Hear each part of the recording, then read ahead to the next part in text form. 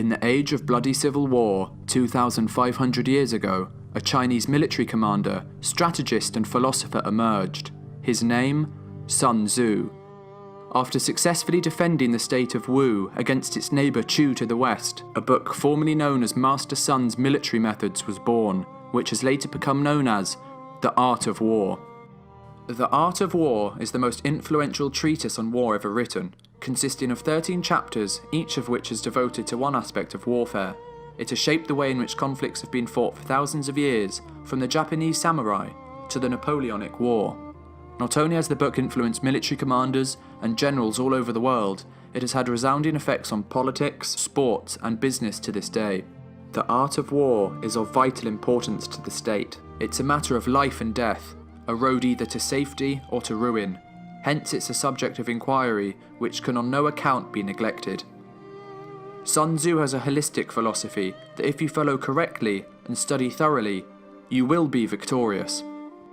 Sun Tzu says, "Avoid what is strong and strike at what is weak." Sun Tzu is a strong believer that winning the war with as little unnecessary combat as possible is the key to true victory.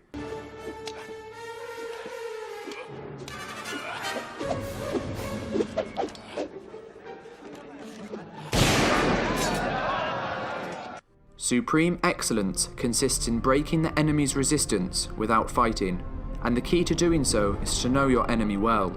If your opponent is arrogant, pretend to be weak, so he will underestimate you.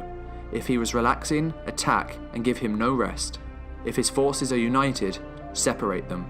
Sun Tzu is essentially saying that if you know your opponent's weaknesses and how to exploit them, you will never lose. And so at dawn, the hopeless Athenians do the unthinkable.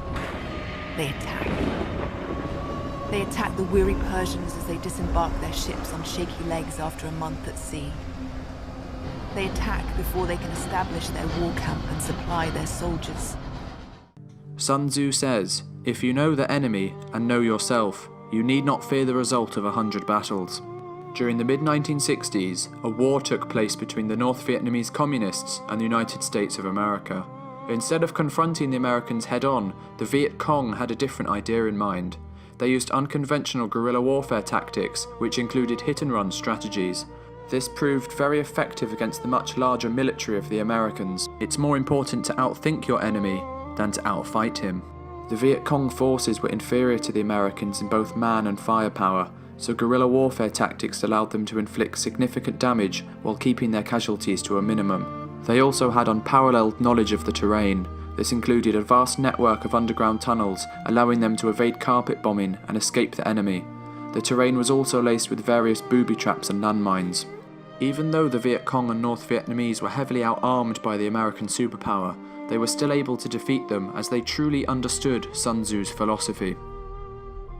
All warfare is based on deception. Hence, when we are able to attack, we must seem unable. When using our forces, we must appear inactive. When we are near, we must make the enemy believe we are far away. When far away, we must make him believe we are near. This philosophy can be seen in the World War II invasion of Normandy, known as D-Day. The British created several fictional units of troops stationed in Scotland who were ready to invade Europe through its northern regions, in particular Scandinavia. They then used several misinformation techniques to persuade Hitler that 350,000 of these troops were primed to attack. Radio chatter in Scotland lit up with talks of these troops preparing for an overseas assault, and many of these transmissions were made easily interceptable.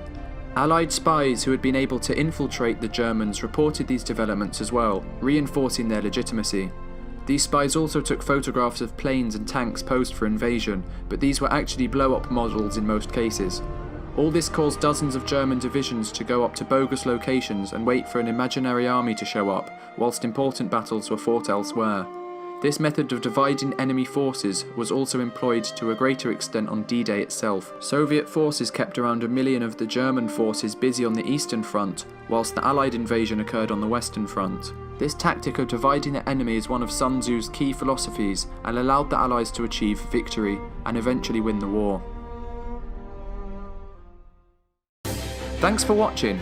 If you enjoyed the video, make sure to like and subscribe, and comment down below what video you would like us to do next.